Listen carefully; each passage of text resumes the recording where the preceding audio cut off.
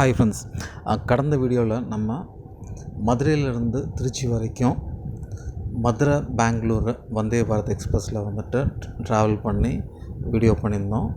So இந்த முறை பார்த்திங்கன்னா வந்துட்டு நம்ம சென்னையிலேருந்து நாகர்கோவில் வரைக்கும் இன்றைக்கி லான்ச் பண்ண வந்தே பாரத் எக்ஸ்பிரஸில் திருச்சியில் வந்துட்டு போர்டு ஆகி மதுரையில் வந்து இறங்க போகிறோம்.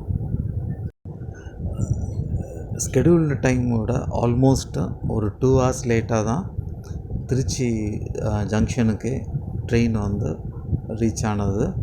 ட்ரெயின் வரும்போது ரஃபாக பார்த்திங்கன்னா டைம் வந்து 6:17 இருக்கும்.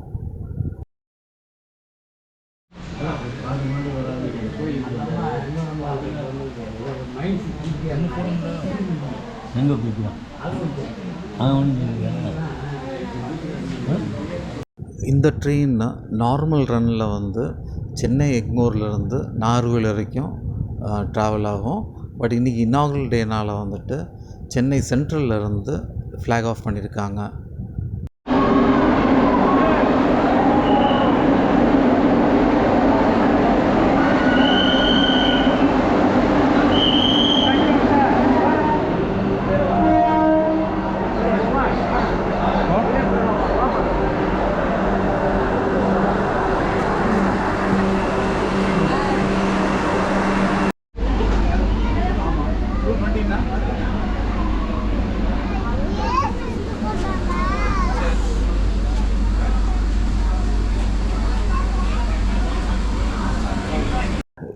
இதுவரை மதுரையில் ரன் ஆகிட்டுருக்கிற திருநெல்வேலி வந்தே பாரத் எக்ஸ்பிரஸ் வந்து 8 கோச் உள்ள ட்ரெயின். அதுபோல் மதுரை பெங்களூர் வந்தே பாரத் எக்ஸ்பிரஸ் வந்து 8 கோச் உள்ள ட்ரெயின். ஆனால் இந்த நாகர்கோவில் சென்னை வந்தே பாரத் எக்ஸ்பிரஸில் வந்து மொத்தம் வந்து 16 கோச்சஸ் இருக்குது. ஸோ அந்த 16 கோச்சஸில் வந்துட்டு 2 கோச் வந்து எக்ஸிக்யூட்டிவ் கிளாஸ் கோச்சஸ்.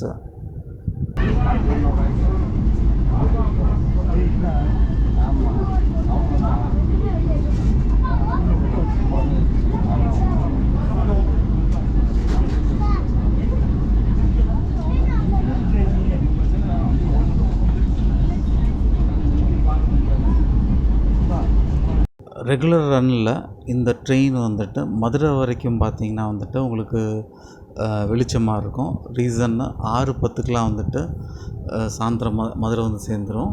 பட் இன்றைக்கி வந்துட்டு இன்னாகுரல் ரன்னால் லேட்டாக தான் வந்து ஃப்ளாக் ஆஃப் பண்ணியிருக்காங்க.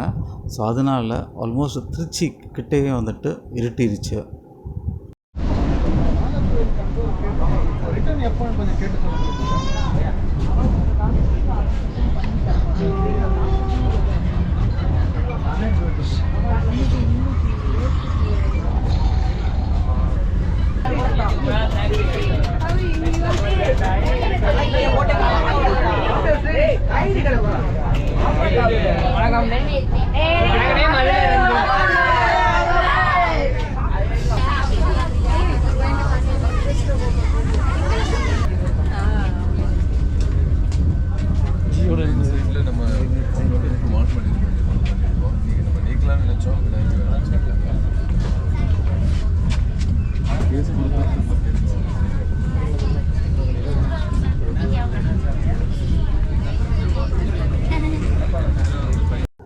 இப்போ நீங்கள் பார்க்குறது எக்ஸிக்யூட்டிவ் கிளாஸ் கோச்சு. ஸோ அந்த ட்ரெயினில் வந்துட்டு 2 கோச்சஸ் வந்துட்டு executive class coach.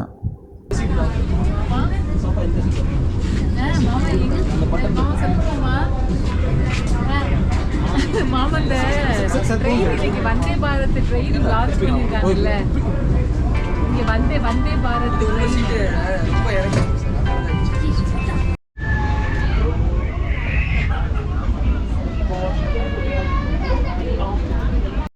Trichy railway ஸ்டேஷன்லேருந்து கிளம்புன ஒரு 1 hourல திண்டுக்கல் ஸ்டேஷனை வந்துட்டு ரீச் ஆகிட்டோம்.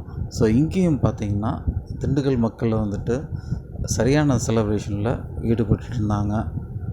திண்டுக்கல் நாங்கள் ரீச் பண்ணும்போது டைம் பார்த்திங்கன்னா 7:17.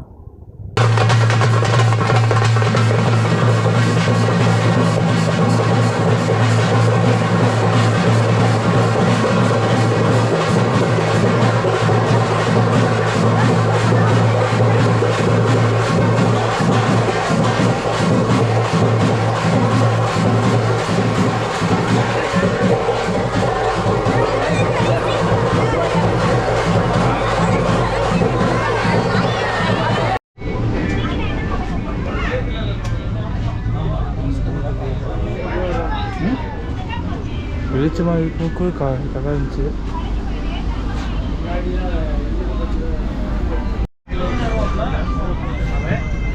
வணக்கம், சொல்லுங்கள் தம்பி. வந்தே பாரத்தில் ஃபஸ்ட் டைம் வரீங்களா, முன்னாடி வந்திருக்கீங்களா? வந்தே பாரத் நிறையா ட்ராவல் பண்ணியிருக்கேன். Okay. Tirunelveli to Chennai open பண்ணுறப்ப எங்களை மெம்பருங்கிற அடிப்படையில் கூப்பிட்டு வந்தாங்க. சரி. இது ஒரு வித்தியாசமான பயணம் தான்.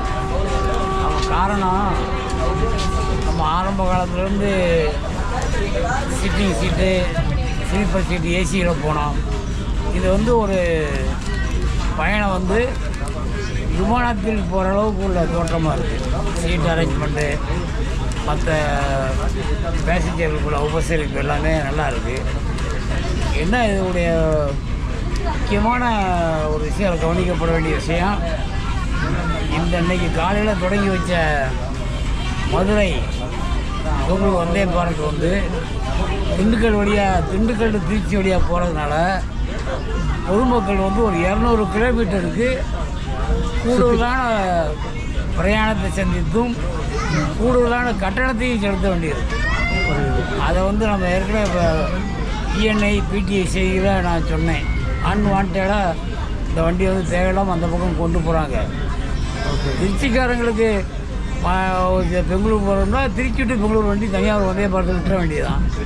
இது வந்து வாங்க ஐயா வாங்க, இது ஷார்ட்டஸ்ட்டு ரூட்டு மதுரை, திண்டுக்கல், கரூர், சேலம் அப்படி போனாதே ரொம்ப ஷார்ட்டாகவும் போகலாம். 5 மீட்டர் பெங்களூர் போயிடும் வண்டி. ஸோ திருச்சி இல்லாமல் நீங்கள் கரூர் வழியாக போகிறது, கரூர் வழியாக போகிறது நான் ஆதரிக்கிறேன்.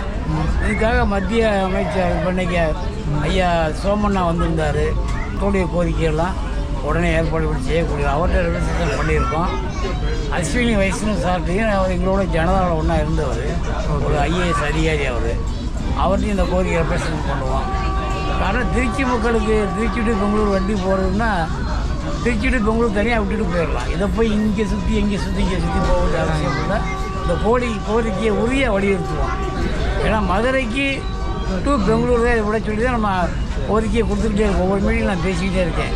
ஏன்னா மதுரை வழியாக பெங்களூர் செல்லும் வண்டி, தூத்துக்குடி மைசூர் வண்டி 16,235 தூத்துக்குடி விருதுநகர் மாவட்ட மக்களுக்கு தான் ட்ரெயின் கிடைக்கிது. மதுரை மக்கள் பூரா வெயிட்டிங் தான் இருக்குது.